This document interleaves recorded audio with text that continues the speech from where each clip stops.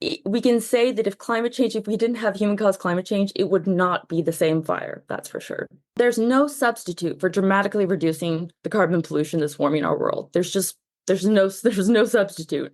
A couple years ago, New Mexico was trying to do prescribed burning in the spring, which is when we usually have these kinds of conditions. And the weather changed really quickly, and these prescribed burns ended up turning into the largest wildfire in state history because it got so out of control. So that's just an example of how, it's going to be increasingly difficult for us to find ways and, times of the year where we can actually try to address this issue head on.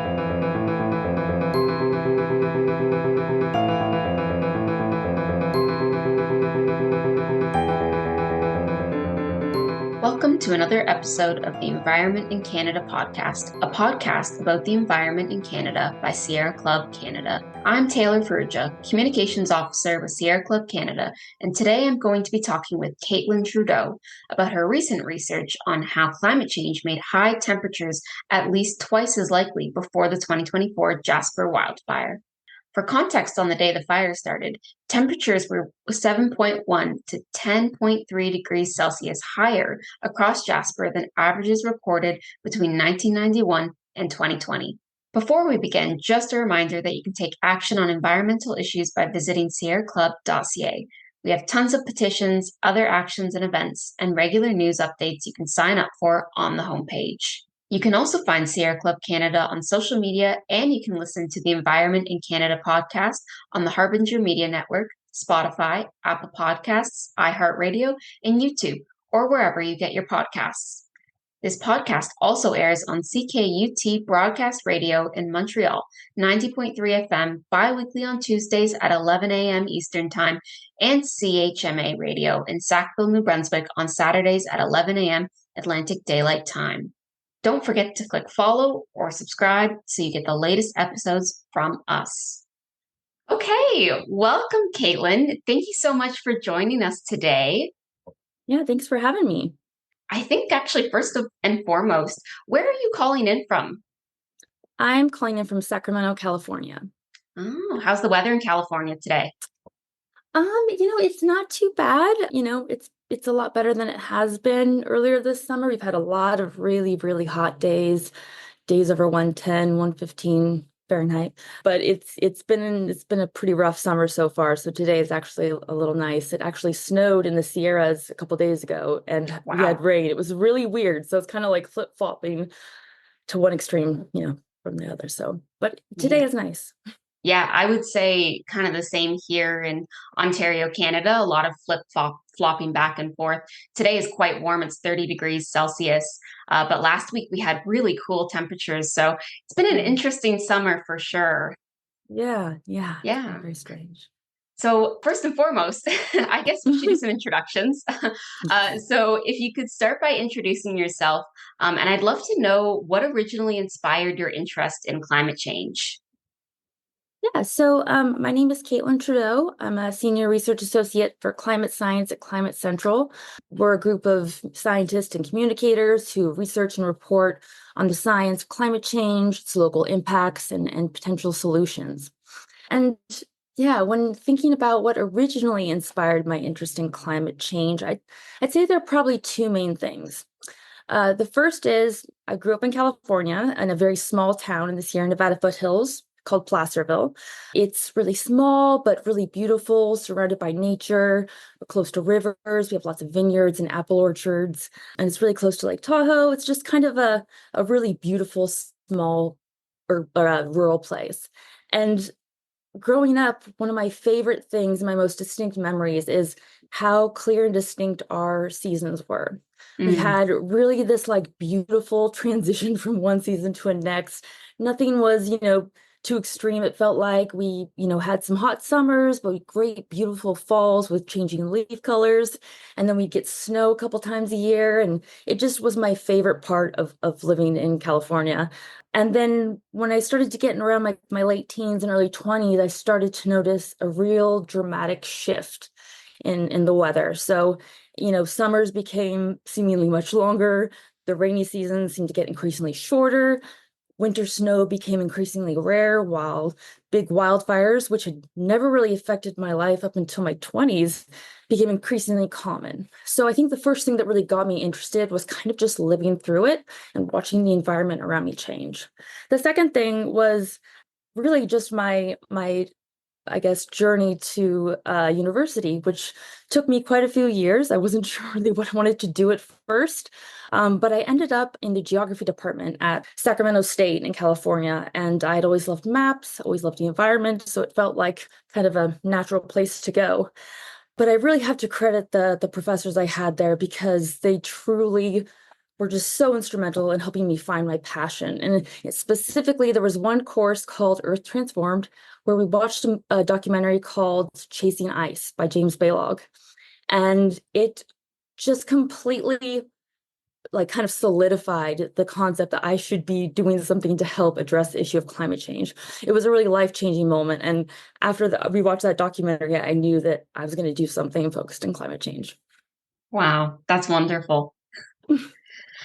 So, switching gears here a little bit, I want to talk a little bit about the Jasper wildfires. And we've seen a ton of content on social media basically attempting to claim that the Jasper wildfire was a result of anything but climate change.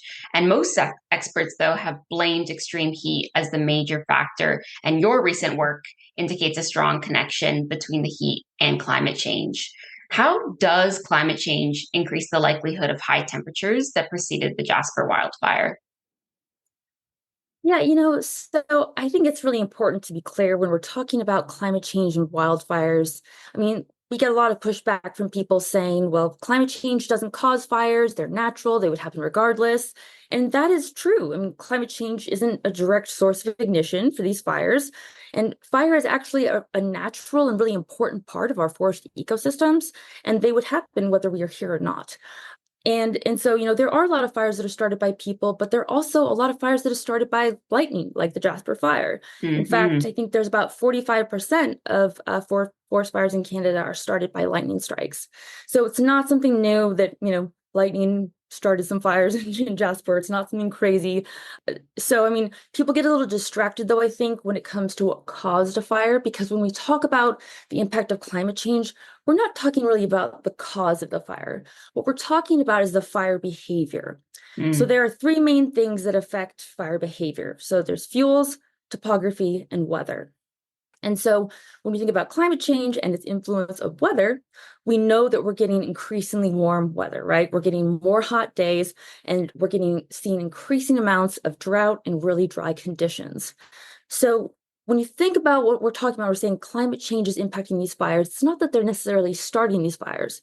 It's that they're exacerbating the conditions. So they're making them much larger. They're in many cases burning hotter, and they're so much harder to put out. So really the climate change is making it a much bigger issue for us. It's making it harder to deal with. And not just directly. I mean, climate change is, influencing that in that way. But another way that it's influencing it is, one of the main things that's really important for us to do is prescribe burning. So we have this history of, fire suppression that has led to overcrowding of our forests. And so one of the really important things to do is to prescribe burns. But it's becoming increasingly difficult to find times where we can do something like that because you need specific weather conditions. And what we're seeing, basically what we call fire weather, which is the combination of hot, dry, windy days and often lightning, we're seeing more of that. So that decreases the number of days where we can actually do things like prescribed burning. So we're kind of Hmm. getting attacked from both ends. So Yeah. yeah, climate change is making these fires, larger, hotter, harder to address, but they're also making it harder for us to do something about it, basically. Yeah, for sure. And going back earlier, I think that's a super important distinction to make is the fact that it's increasing the likelihood, but it's not necessarily the cause. And I also never thought of the fact that prescribed burning is harder to do because the temperatures make it more dangerous. I never had made that connection. So thank you for Yeah, bringing that no. up. Yeah, it's really, I mean, one thing in the US a couple years ago, New Mexico was trying to do prescribed burning in the spring, which is when we usually have these kinds of conditions. And the weather changed really quickly, and these prescribed burns ended up turning into the largest wildfire in state history because it got so out of control. So that's just an example of how, it's going to be increasingly difficult for us to find ways and, times of the year where we can actually try to address this issue head on. But yeah, I mean, there's a lot of misinformation and a lot of, people saying, conspiracy theories about the Jasper fire. One of the things I also wanted to note is people talking about beetle infestations. And that is also influenced by climate change. So there are all these other things that are contributing to it that are making it worse. It's, making the frequency and the intensity of these fires all kind of combining to make the conditions a lot worse. So we can say that if we didn't have human-caused climate change, it would not be the same fire. That's for sure. Hmm. So, the analogy we often use for this is that if you've ever lit a campfire, you'll know the conditions, the spark that starts the fire matters. So, if the wood is going to be dry, it's going to be a lot easier to start the campfire. And speaking of which, the human population grows and as we increasingly encroach on nature, do you expect we will see more impacts like the Jasper fire in the future? Yeah, I definitely do. I think that, as long as we continue to naturally heat the planet with our carbon pollution, we're going to see an increasing amount of fire weather days, these days that are just the conditions are primed for extreme fire behavior. And it's going to be easier whether fires are started naturally or not naturally. We're going to have an increasing chance these fires are going to basically blow up out of control and cause much more damage than they would have otherwise. How is your work affected by climate misinformation? And do you have any advice for journalists covering impacts like the Jasper wildfire, who are often the first people we hear from? Yeah, I'd say climate misinformation and disinformation, I guess misinformation, incorrect information that's not necessarily shared intentionally.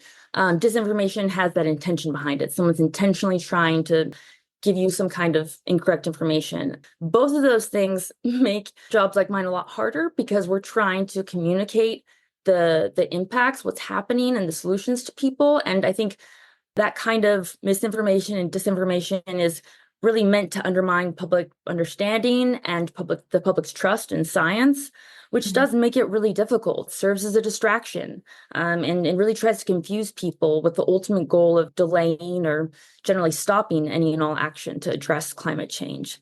And for journalists who cover wildfires like this, I'd say really one of the best things you can do is just make sure you use trusted sources and don't just rely on what you see on social media or Mm, the internet.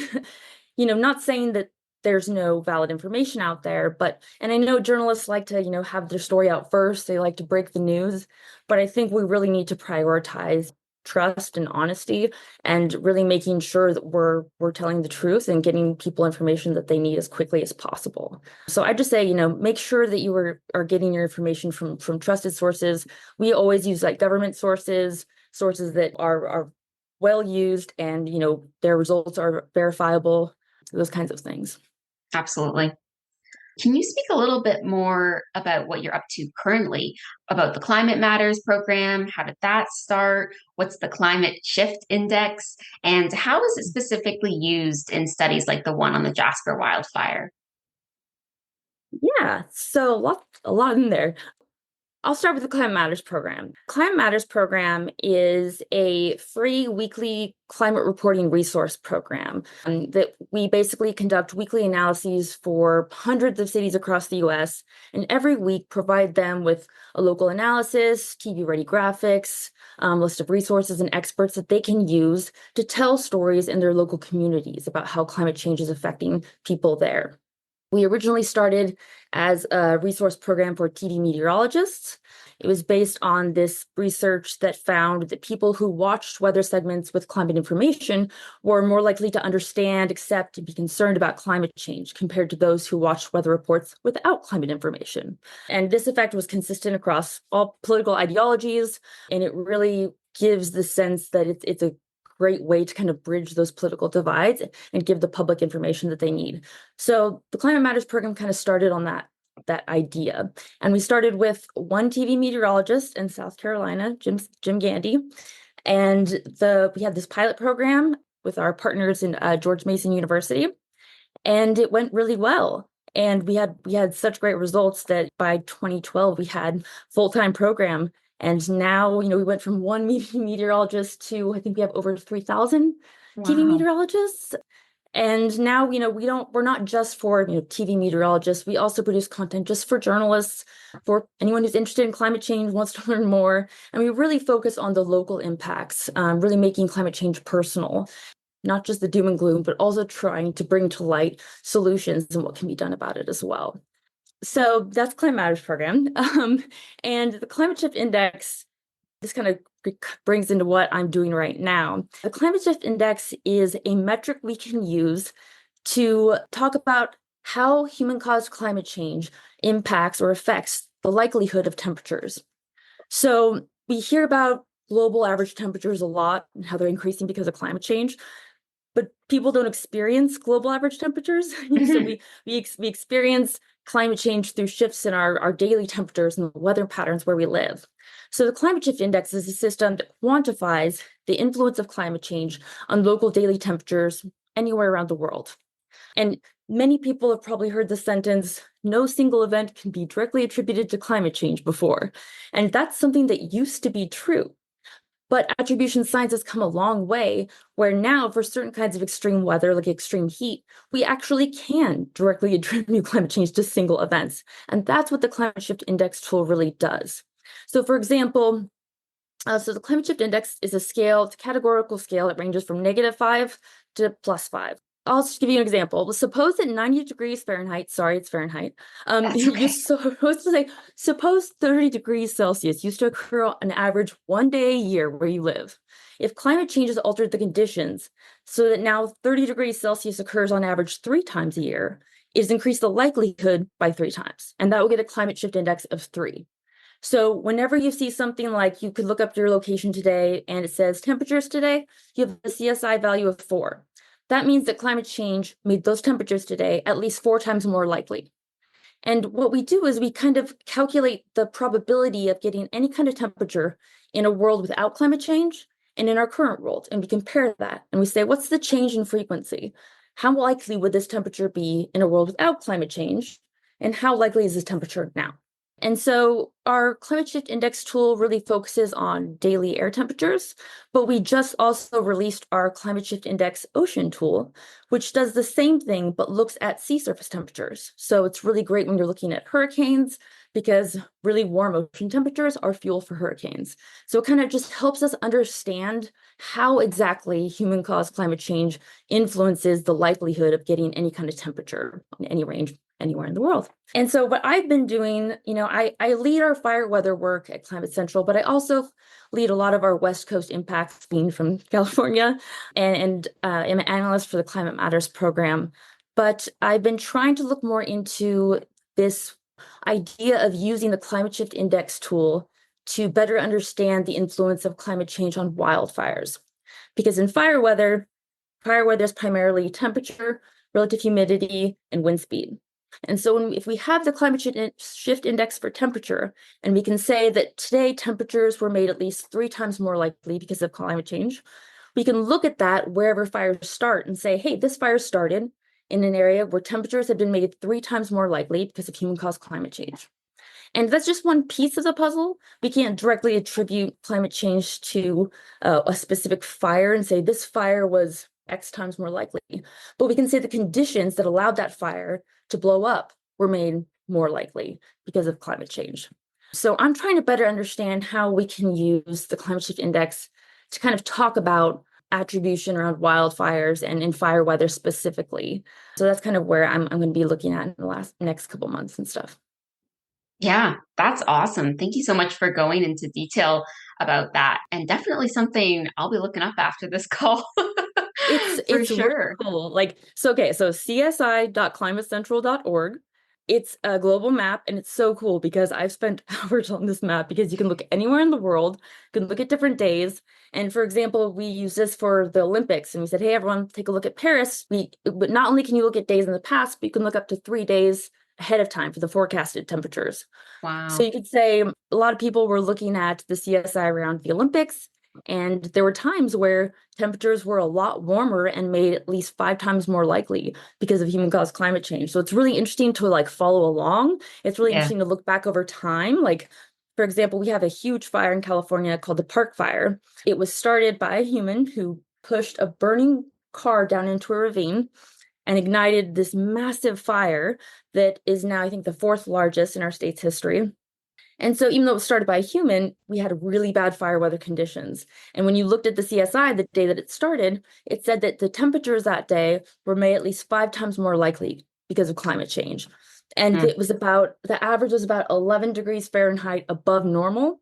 So it just really helps you tie our actions, tie human-caused climate change to these specific daily temperatures, because that's really how we experience climate change in our lives. So, but yeah. Yeah, absolutely. We're going to switch a bit more now away from the science and into the policy. How can policymakers better help prevent future wildfires? And how can communities better prepare for and respond to wildfires in a changing climate? And are there any specific policy changes that you personally would advocate for? Right. So I should be clear that Climate Central as an organization is strictly non-advocacy and policy neutral. So I have to make that clear. It doesn't mean that we don't have strong opinions as individuals about what could or should be done, but just that advocacy is outside the bounds of our primary mission, which is just, to vigorously research and honestly report on these impacts of climate change. But there are two things that I'd say on this subject. First of all, there's no substitute for dramatically reducing the carbon pollution that's warming our world. There's no substitute. So that really should be the focus of our actions. And this is going to be something that's going to take action at all levels. It's not just going to be on individuals. It can't just be on, corporations. There has to be all of us together need to be working on this at once, because it's really going to take all of our efforts. And we will never tell you who to vote for, but I think that the most important thing that we can tell people is to make sure that if you have the right to vote, that you use that, especially with young Absolutely. people. So many people in the younger generation do not vote. And I know that the younger generation is definitely acutely aware of climate change and worried about the impacts that it's going to have on them, not only now, but in their future, rightly so. But so many people leave that on the table, and it's one of the most important tools we have, and they leave it in the toolbox. So I really would recommend people just use your voice to vote for leaders who share your interests. And, it's a right, but it's also a responsibility, and one we're really lucky to have. And, not everyone does, but, you know, yeah, I think that's as far as I can go with the policy part of it, unfortunately. That's okay. Yeah, I think that's a super important point to touch on and applicable to everyone is exercise your right to vote. If you're not sure what action to take, you Yeah. have the right to vote. And I think that's a really great action for everyone to take for sure. Yeah, a lot of people don't have, I mean, with solutions, I get it's hard because a Mm. lot of solutions require money. Hmm. And I think that that's really difficult for a lot of people because not everyone has the means to buy an electric car, or to put solar panels on their roof or things like that. So it can be really hard to kind of think about, well, how can I contribute in a way that's meaningful? And personally, in so many ways, I feel like, how am I, just this one person, Mm. supposed to like help fix this massive problem? It feels so overwhelming and kind of makes you feel powerless in a way. But I think we really forget that while we may just be one person, our voices together really are so amazingly powerful. And so I think that, we just have to encourage each other to use our voices and to do what we can in, whatever way is possible for you, to try. And for people, we don't have a lot of the power to make these kinds of decisions, but make sure that the right people get that power. And this lends itself super well to our final question today. What gives you hope for the future? Yes, that's a really good question. I think it's really important to talk about and ask as well, because it can get really depressing talking about and thinking about climate change every day as someone who studies climate science. And I think that it's important to find the things that do give you hope. And really the things that give me the most hope for the future are conversations like this, because My primary job is researching and analyzing data, but it's also communicating the results of that. And whenever I talk to someone in our network, whenever I talk to someone in an interview, it's really those kinds of conversations that really bring me hope because it reminds me of how many people really care about this issue and are really trying hard to shed light on it and to try to help people understand what they can do about it. And it can be really hard and to feel like you can do anything. And in our increasingly fragmented world, I mean, we kind of have lost a lot of community. And I think that this is something that can really help build that.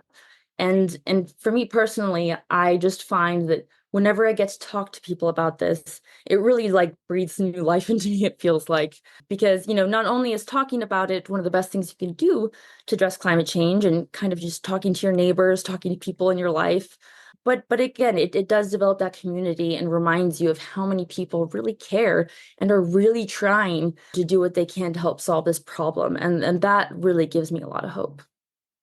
Absolutely. Right back at you. Having these kinds of conversations and having you on the podcast has been an absolute pleasure today, Kaitlyn. Thank you so much for sharing your expertise and for discussing all these important climate change issues and the science behind why it matters and how it's happening. So thank you so much for your time. And yeah, it's been great. Thank you so much for having me. It's been an honor, and I really appreciate the opportunity to share what we're doing and just to talk about this with another person who cares. Before we continue, Connor Curtis, Head of Communications, here to chat about the Harbinger network of podcasts to which the Environment in Canada podcast is a member.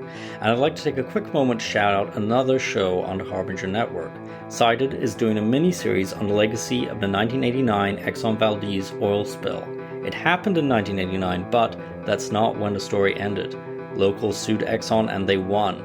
But 13 years later, that victory was taken away from them. That happened in part because Exxon funded their own research. These ideas quietly transformed how the legal system came to understand the spill and have curtailed our ability to punish environmental wrongdoing decades into the future. Cited Podcast investigates the forgotten legacy of the Exxon Valdez disaster. That's at citedpodcast.com. And now for the Q&A for today's episode. Just to note that the answers we provide here are only on behalf of ourselves and not our guests. Today's question is arson a major factor for wildfires in Canada? The answer is no. Arson is not a major factor in the ignition of wildfires in Canada, despite some information suggesting otherwise. While conspiracy theories attributing wildfires to deliberate acts by climate activists or other groups have gained traction, the overwhelming evidence points to natural causes and human carelessness as the primary starting point of these fires. From there, factors like extreme heat caused by climate change have made fires more intense and more frequent. The 2023 Canadian wildfire season, one of the worst on record, was fueled mainly by dry, hot conditions exacerbated by climate change, which creates an environment conducive to large-scale fires. Natural sources, such as lightning, are significant causes of wildfires. Nearly half of the fires in Canada are sparked by lightning, but these fires account for about 67% of the total area burned because they often occur in remote locations where they can spread unchecked. Human activities are responsible for just over half of all wildfires, but these typically result from accidents such as equipment use, discarded cigarettes, and other careless actions. While arson does occur, it is relatively rare and not a driving factor in the current wildfire crisis. Similarly, the chemtrails conspiracy theory, which claims that the government is spraying chemicals into the atmosphere through airplane contrails, is another example of misinformation that can divert attention from the real causes of environmental changes. These white streaks in the sky, scientifically known as contrails, form when water vapor condenses and freezes around aircraft's exhaust in cold, high-altitude air. This theory lacks any credible evidence and has been debunked by scientists worldwide, including experts who study the atmosphere. Misinformation like this distracts from addressing the genuine issues of climate change and environmental degradation. Belief in such conspiracy theories often stem from a deep mistrust of authorities and a desire for simple explanations to complex problems. Although we all wish the answers and solutions were simple, they are not. It is vital to base our understanding of these events on scientific research and evidence. By doing so, we can focus on meaningful actions to mitigate climate change and better prepare for natural disasters, rather than being sidetracked by unsupported claims. The spread of misinformation, including claims of arson, is partly due to anxiety about the increasing frequency and severity of wildfires, which are linked to broader climate change impacts. Lobbyists and influencers sometimes exploit this misinformation to shift blame away from climate policy inaction or to protect certain economic interests. Addressing wildfire causes and improving climate resilience requires focused efforts on reducing carbon emissions, managing land use more effectively, and combating misinformation to ensure that public discourse and policies are grounded in scientific reality. There is a source of pollution in the skies that results in wildfires, but it isn't chemtrails. It's the combustion of fossil fuels. Indeed, 13 Canadian oil and gas companies, including 5 of the 6 that make up Pathways Alliance oil sands lobby group, are on the list of 88 big carbon polluters called out for a major share of the forested lands lost to wildfires in North America between 1986 and 2021. Before we end, just a reminder that you can take action on environmental issues by visiting sierraclub.ca. We have tons of petitions, other actions and events, and regular news updates you can sign up for on the homepage. You can also find Sierra Club Canada on social media, and you can listen to the Environment in Canada podcast on the Harbinger Media Network, Spotify, Apple Podcasts, iHeartRadio, and YouTube, or wherever you get your podcasts. This podcast also airs on CKUT Broadcast Radio in Montreal, 90.3 FM, bi-weekly on Tuesdays at 11 a.m. Eastern Time, and on CHMA Radio in Sackville, New Brunswick, on Saturdays at 11 a.m. Atlantic Daylight Time. Don't forget to click follow or subscribe so you get the latest episodes from us.